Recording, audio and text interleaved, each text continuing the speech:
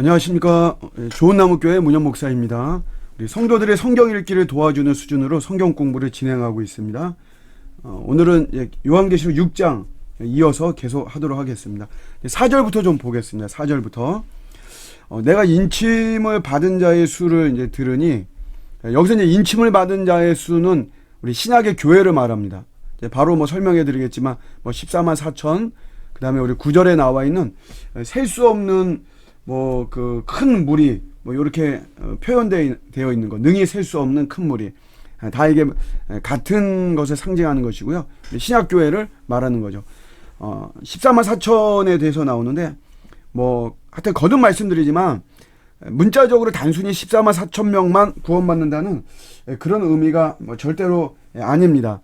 우리 신천지나 이런 이단에서 이제 이런 걸 가지고 많이 이야기를 하고 있지만, 이런 문자적인 것은 절대 아니고요. 이거는 지금처럼 이게 교회라고 하는 것을 이렇게 자연스럽게 이야기할 수 없는 상황입니다. 항상 우리 성경은 그 쓰여져 있는 배경과 1차 독자가 굉장히 중요하다 그랬죠. 그 시대가 중요한데, 이 시대는 지금도 사실 그래. 지금도 사실 우리가 하루에 공식적으로 우리 선교단체에서 말할 때 3명씩 순교를 당하고 있습니다. 예수를 믿는다는 것 때문에, 교회를 다닌다는 것 때문에 공식적으로 하루에 3명이 순교를 당하고 있는 이 시점인데, 이 당시에는 더 그런 거죠. 초대교회는. 그렇기 때문에 우리가 교회라고 하는 말을 자연스럽게 사용할 수 없고, 그렇기 때문에 어느 정도 어떤 암호화 정도 되어지는 그런 것이 필요하고, 그래서 어떤 상징적인 이런 의미로 우리 14만 4천 인침을 받은 자의 수 이렇게 이야기한 건데, 이게 절대로 문자적으로 요 14만 4천 명만 구원받는다는 의미가 절대로 아니다라고 하는 것을 꼭 기억해 주시고요. 그럼 이제 이것이 어떻게 해서 나왔냐면, 1이라고 하는 것은 하나님의 수입니다. 처음 건 장자는 하나님께 드리도록 이렇게 되어 있고요. 2는 증인의 수죠. 2명 이상의 증인이 돼야지만 어떤 고소나 고발이 성립이 됩니다. 3은 하늘의 수를 말하는 것이고요. 성부, 성자, 성령, 이렇게 또 우리가 이야기도 하죠. 4는 땅의 수를 말하고요. 동서남북. 그러다 보니까 이제 이 3이라고 하는 것이 4개가 합하지만 이게 10인데, 요거는 유대인이 생각하는 완전 수입니다. 10이라고 하는 것은. 그래서 이 144도 일단 12를 12번 합한 거죠. 그게 144가 나오는데, 첫 번째 12는 구약의 12지파를 대표로 하는 구약의 백성을 의미합니다. 두 번째 12는 신약의 12사도를 대표로 하는 신약의 백성, 신약의 교회를 의미하는 거죠. 우리가 이제 사도행전을 이렇게 보면, 사도들이 모두 12명이잖아요. 그런데 여러분, 교회가 성경적으로 볼 때 신약교회가 언제 탄생했습니까? 언제 딱 시작이 딱 있는 거죠. 우리가 유대교에서 우리가 이렇게 넘어오는 것인데, 그런 속에서 교회가 딱 시작되는 게 성경에서 어디입니까? 그게 사도행전 2장이거든요. 오순절 성령 강림이 임함으로 말미암아 거기에서부터 우리 교회가 시작이 되는데, 그 바로 앞에 우리 1장의 마지막 구절에 보면 어떤 내용이 나오냐면, 사도를 보충하는 내용이 나옵니다. 왜냐하면 가룟 유다가 자살을 해서 죽었잖아요. 창자가 터지고 목을 매서. 그런 속에서 사도가 한 명이 빠졌습니다. 그 11명인데 그냥 넘어갈 수 있는데 넘어가지 않고 거기서 한 명을 더 충원하죠. 근데 사도행전 2장 이후에는 사도가 죽었어도 사도를 더 충원하지 않습니다. 야고보 사도 같은 경우에 우리 순교를 당하고 막 그랬는데, 헤롯에 의해서. 그렇다라고 해서 또 사도를 더 충원하고 하는 내용이 더 기록되어 있지 않아요. 근데 거기에서는 1장에서는 사도를 충원합니다.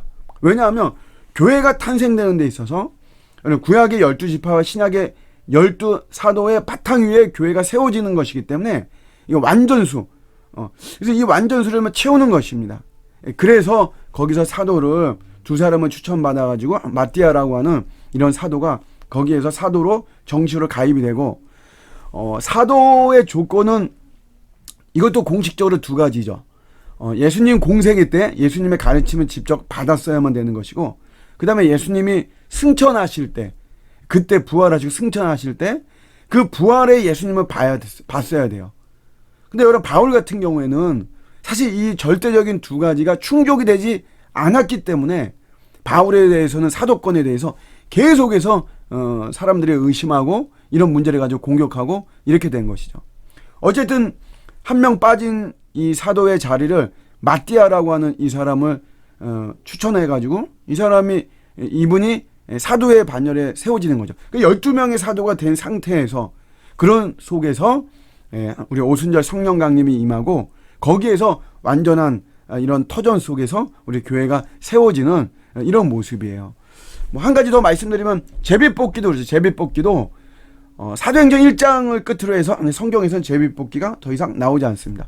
왜냐하면 이제 구약에서는 성령의 임의로 이렇게 임재하는 것이고 제비를 뽑아서 그랬는데 이제는 성령이 임해서 우리 안에 계신 내 안에 계신 성령님의 다 같은 우리의 인도함을 받는 것이잖아요. 마음이 합해져가지고 이렇게 되어지기 때문에 이제는 구약에서 내려왔던 제비뽑기는 더 이상 신약에서는 하지 않는 이런 모습이 우리 사도행전 1장과 2장 그 사이에 잘 이렇게 기록이 되어 있습니다.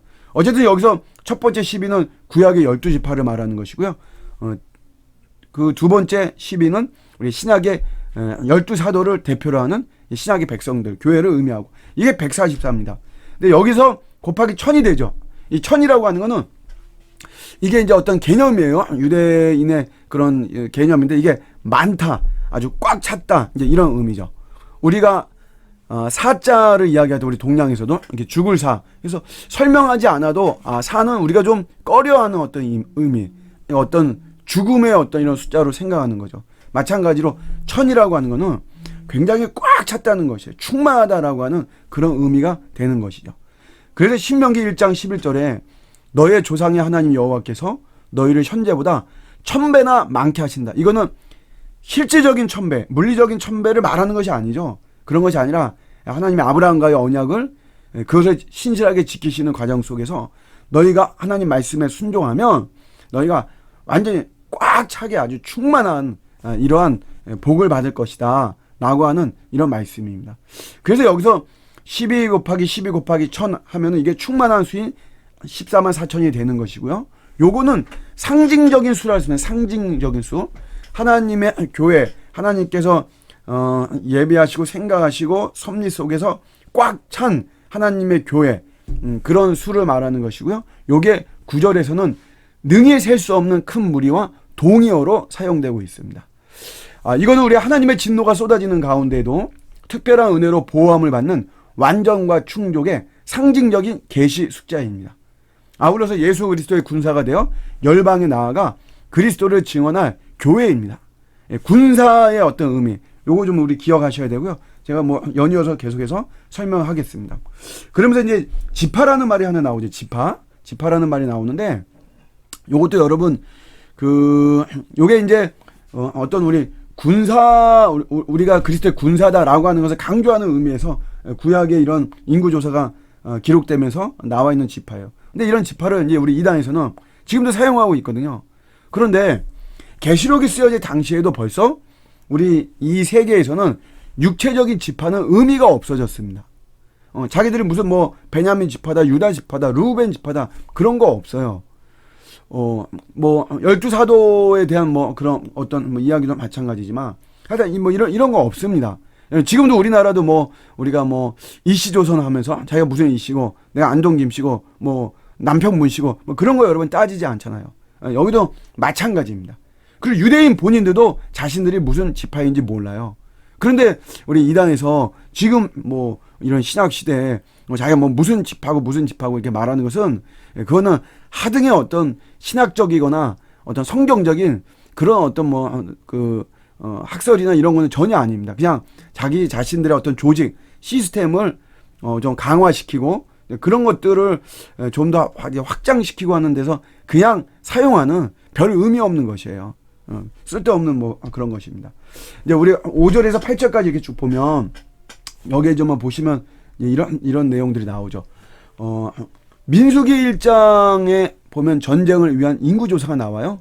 1장 45절인데 이같이 이스라엘 자손이 그 조상의 가문을 따라 20세 이상으로 싸움에 나갈 만한 이스라엘 자손이 다 계수되었다. 전쟁을 위한 인구조사에 대한 그 내용이 나오는데 그 내용이 비슷하게 오늘 요한계시록 7장 5절과 8절에 나오거든요. 뭔가 이제 말하고 싶은 게 있는 거죠. 이게 뭐냐 하면은 결국 우리 이 14만 4천으로 대변되는 하나님의 교회가 이 땅에서 군사로 싸워야 된다는 것을 의미하는 거죠.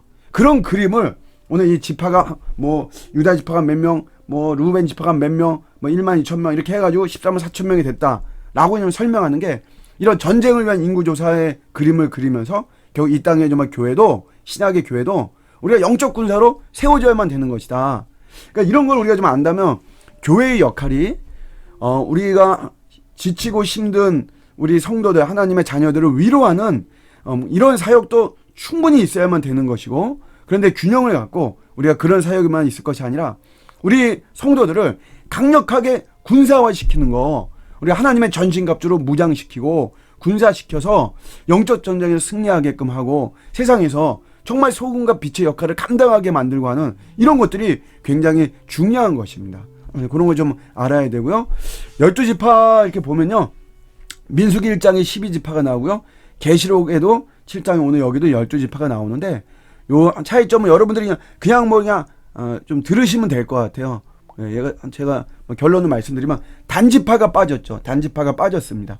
우리 계시록에는 단지파가 어디 갔나? 사라진 단지파를 찾아서 유튜브에 보면 그런 거 굉장히 많이 나옵니다. 다 의미 없습니다. 그거 찾아서 뭐 하게요? 보면은 중국에까지 왔다 그러고 어떤 사람은 우리나라에도 들어왔다 그래요.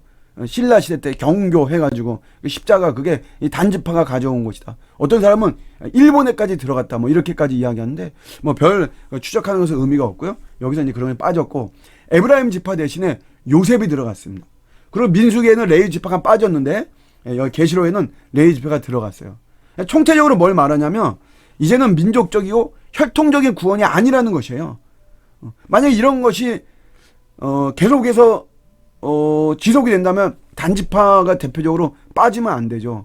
그러니까 이제 우리의 구원이 이 14만 4천 명 또 셀 수 없는 많은 무리 이런 구원이 민족적이고 혈통적인 구원이 아니라 영적 구원을 이야기한다. 여러분들 그렇게 아시면 되고요. 마지막 보면 이제 유다 지파가 지파의 첫 번째 목록으로 등장하죠. 우리가 5절에 보면 나와 있어요. 여러분 야곱의 12아들 중에 유다는 네 번째입니다. 장남이 누구예요? 장남은 르우벤입니다. 근데 르우벤 지파가 제일 먼저 나오지 않고 유다 지파가 먼저 나오죠. 이거 뭘 의미하냐면 이런 천상의 공동체, 우리 하나님 또 이 땅에 우리 하나님의 이 지상의 이런 교회 여기에 이 공동체가 메시아적 사역의 결과로 구성되었다는 거죠. 그러니까 어린 양의 십자가 죽음, 메시아적 사역의 결과가 뭡니까? 예수님이 십자가에서 죽으셔서 그 보배로운 피로 보혈로 우리가 구원받았다. 그거를 강조하는 게 예수님이 유다 지파에서 나셨잖아요. 그래서 그거를 좀 강조하기 위해서 유다 지파가 맨 앞에 나왔다라고 하는 거 거기까지만 알면 좋겠습니다. 오늘은 여기까지 하겠습니다. 감사합니다.